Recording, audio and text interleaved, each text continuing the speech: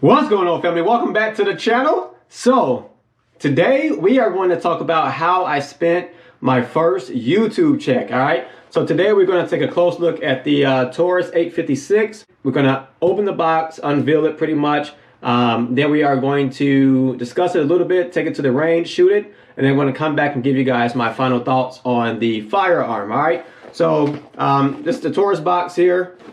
Pretty, decent, right? So you open it up, you got your handgun safety here, you got your warnings and all the other paperwork that comes with it, just the typical stuff here. Got a little $30 off if you want to indulge in that. And then here we have the I guess the manual, the handbook for the Taurus 856. So the reason why I ended up buying this is because I bought it for a family member, and I decided, you know what, let me go ahead and do a review on it since I purchased it. Cool. So here's the manual. We're going to go ahead and take a look at the firearm itself. The Taurus phone.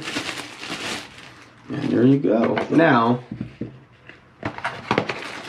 and here, of course, you got your lock, okay? I don't know if you guys have ever used your lock or not, but I have never used that lock.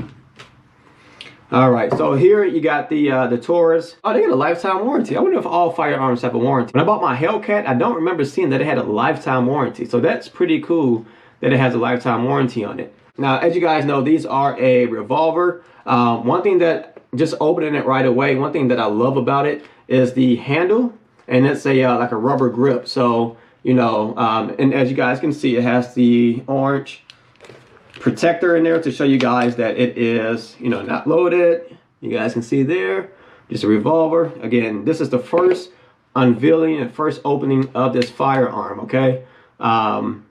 Pretty simple though, So you got your release here, which is easy to maneuver.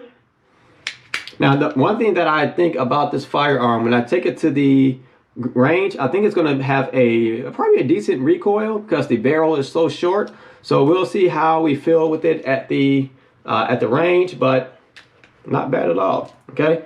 Now, with these revolvers, there's typically not much to go into. Revolvers are such an easy platform. Here, again, you got your barrel, which is probably a 2-inch barrel right here.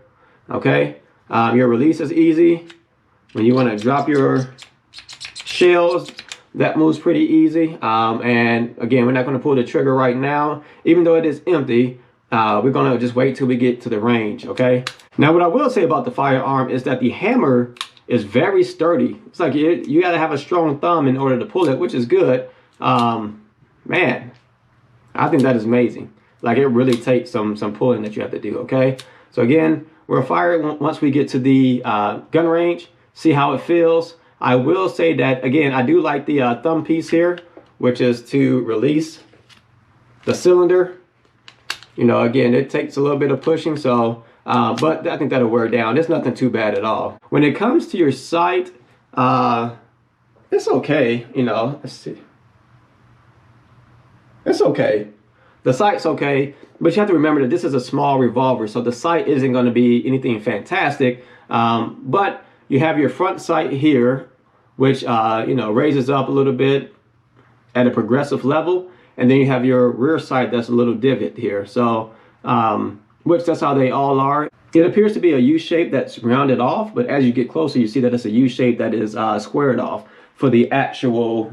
Show you that there. For the actual rear sight. So again, I think that's pretty cool. It's pretty bland. It is. There's no dot here. That way it'll make it easier for you to see that front sight. The Hellcat, which is a semi-automatic firearm, it has a front sight that glows. I can't think of the term right now. I'm having a brain fart. But and then my other ones have just like a dot. So here it's an all black firearm, which is a cool look. It looks very good. But you do get to miss out on that front sight being a little bit more eye-catching, if you will. We got some 38s that we're going to go ahead and take to the range, and we're just going to fire off a couple. We're not going to do anything crazy. I just want to see how accurate it's going to be. I want to see what the trigger feels like. I want to see what the hammer feels like. Now this barrel does hold 6 rounds, as you guys can see. Got 2, 4, and 6. So we'll probably fire about 6 to 12 rounds in it, just to see what it feels like, and just go from there. Okay. So stay tuned, and we'll catch you at the range. All right, family. So we're gonna go ahead and shoot the 8.56. We're gonna go ahead and aim for the top left target. We're gonna go ahead and put 6 rounds through it, and go ahead and shoot and see how it feels. And we may come back and do another 6. All right, family. So I forgot to hit the record button, but I aimed up top. And let's see, 1, 2, 3. And I don't know, maybe 4 or 5. Next, I'm gonna go up here and see if I can hit the 8. All right, let's try one more time. Another 6 rounds, and then actually I shot 5 rounds. So we're gonna shoot another 5 rounds. I'll give you guys an update.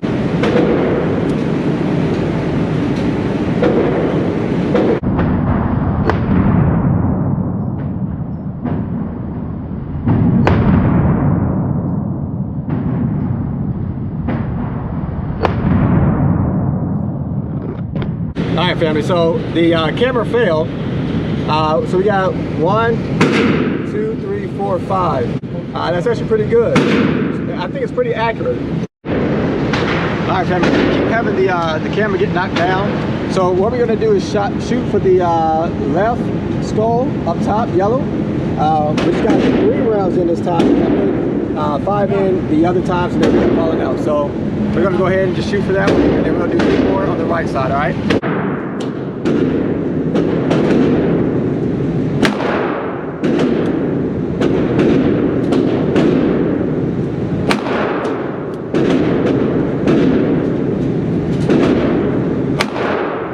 All right, family, so you guys can see I did miss, but I got 2 here. So I didn't quite get the skull, but I was shooting for this area. So it's pretty accurate. Now we're gonna go over to the right side, and we'll see how that works. And we'll just shoot 3 more rounds, okay?